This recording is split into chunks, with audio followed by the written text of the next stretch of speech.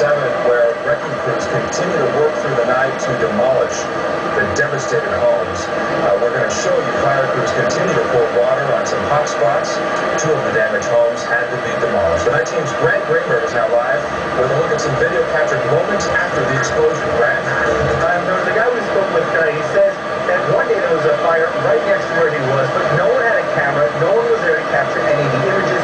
So he decided he was going to carry a camera with him wherever he went. And this morning, it came in handy. Let's show you some of the footage that he shot. He says he woke up as soon as he felt the ground shaking. He heard that loud explosion. He ran outside. He says he immediately thought that maybe this was a terrorist attack. He said he couldn't believe this was just an accident. He says the fire was worse than anything you could see in a movie. And here's his very own description of what he saw from behind the lens. It's amazing. People running the streets without shoes, without proper clothes on, and just pajamas, asking for help. And, people was really, really scared.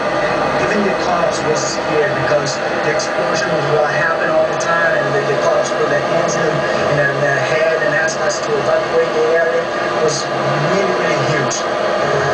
Silva says he's really glad he had the camera on him this morning. He looked to see if there was anyone who needed any help. It says really people got out on their own very quickly. He says he was even here before the firefighters, and you can bet he'll bring that camera with him wherever he goes from now on. We are live in Everett. I'm Grant Greenberg, 7 News 19. Keep it here on 7. We were running down the street as flames were coming behind us.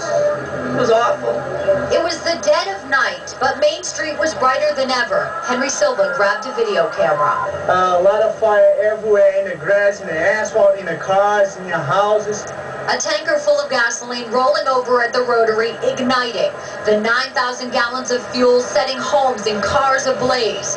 People scrambling. Leaving the house with no shoes on it, just pajamas, and they were very, very scared. Elderly residents at a nearby housing complex evacuated. Tonight they're allowed back home, some wearing their same nightgowns. We prayed hard enough. It was really a disaster. I don't think I've ever seen anything like it. 80 years old, I never saw anything like it.